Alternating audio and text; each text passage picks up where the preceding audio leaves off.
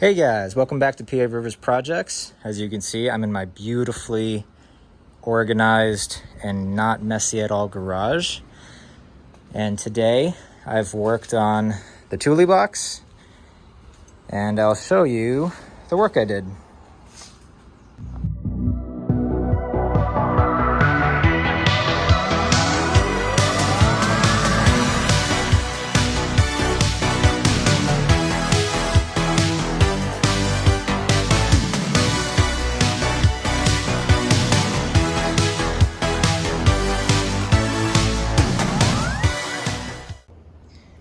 Hey y'all, welcome back to P.A.Rivers Projects. Today I am working a little bit on these cracks. It's 4th of July weekend, happy 4th. I'm trying to get everything lined up, sanded down, and perhaps just prepped for fiberglass. So I'm having a little bit of trouble on this one side because it's not just cracked, it's also kind of bent outward. If you can see that the plastic's not really straight. Tried a few things like heating it up, but it didn't really give me much luck, so now I'm kind of going around trimming pieces that are significantly standing outward. I'm just trying to get it as flat as possible for when I do the epoxy. I have a little plastic pit that was there. This guy, I'm not sure if that's something I want to reintegrate or just use the fiberglass, but it might be a little difficult to get everything lined up and use that piece again. Yeah, I mean, we'll see. I'll see what I can do, try to get it as nice and smooth as possible like I did here. Got everything lined up well. And yeah, I'll see how this side goes. A problem that I'm facing too is when the box is open, it kind of throws off the geometry since it's all broken up. Like the weight of the hood itself. Like I tried to turn it on its side to try to take away some of the pressure, but it throws off how this plastic is sitting. So as soon as I close it, there might be different stresses in different locations. But that makes it really hard to try to line everything up right now perfectly. Like I was just trying to get this little piece back in here, this crescent. That said, if I have it closed, then I can't get inside to work on it. You know, short for me laying down in there and just kind of acting like a miner and trying to get in here. But yeah, I'll have to see the best way around this. I might trim this piece down a little bit just so it fits nicely for the epoxy, fills in that gap, and sands everything down. So as you can see, I already started scoring it. There's a little bit more residue I need to remove, and then I'm just kind of prepping it, getting it ready. I've even started on this side, you know, no score holes or anything, but I think I was able to get off some of the major, you know, gunk that was left over from the tape. I have to go over it one more time, but as you can see, this one's in a bit more disrepair, but it might be a little easier just because it's straighter lines. This one has this whole jammed in section, so we'll see. I was able to wedge that crescent back into place. I think it should be okay. I mean, there's other parts here that become disaligned a little bit. I want to try to get it as smooth as possible. Here, there's not much that can be done. I mean, I'm just gonna have to sand that down as far as it can go. Put some Bondo on it, try to cover that. Yeah, try to get that as smooth as possible.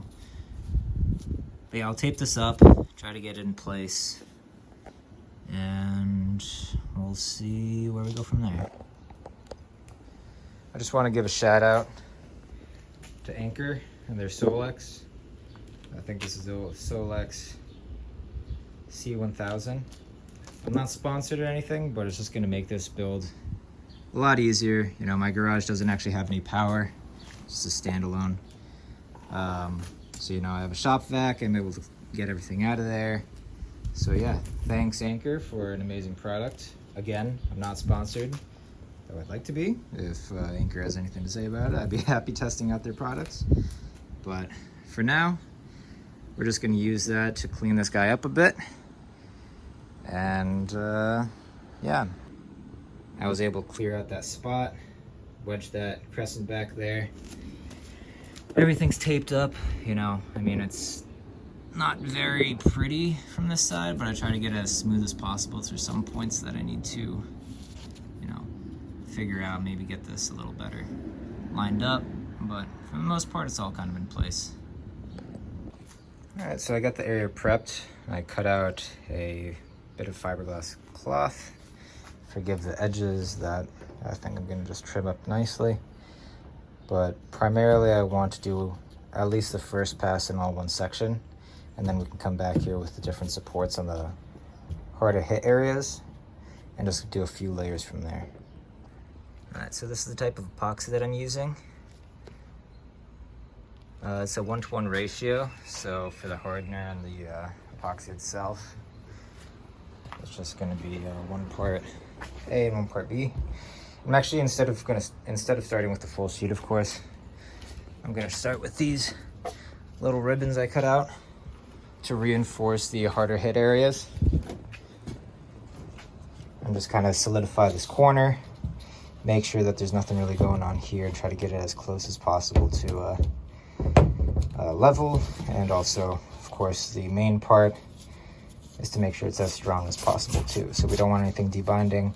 So I've been sanding it down, trying to get it nice and grippy for the epoxy and the fiberglass to adhere to.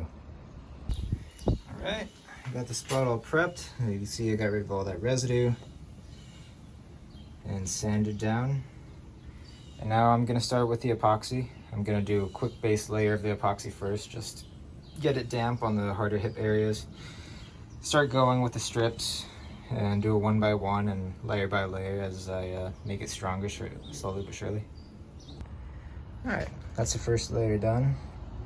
I made up a couple sheets there, soaked the area first and then laid them down, gave them a quick brush down with some more epoxy on top, and did a couple layers on the harder spots to reinforce them.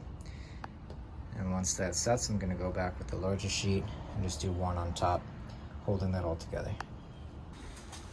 All right, all the layers are set.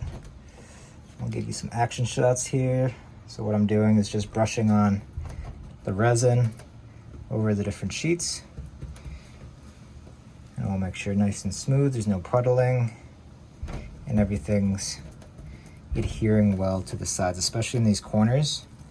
There's a tend for the fiberglass to delaminate a little bit. So I'm just dabbing it, making sure that all of the edges get filled and there's a nice adherence to the plastic itself. Just make sure it doesn't puddle up there. I might have used a little bit too much epoxy, but honestly I'd rather it be over strong than not strong enough.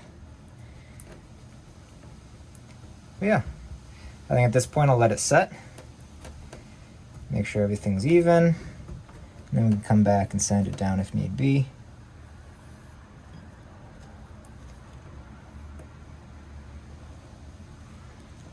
Yeah, so far so good.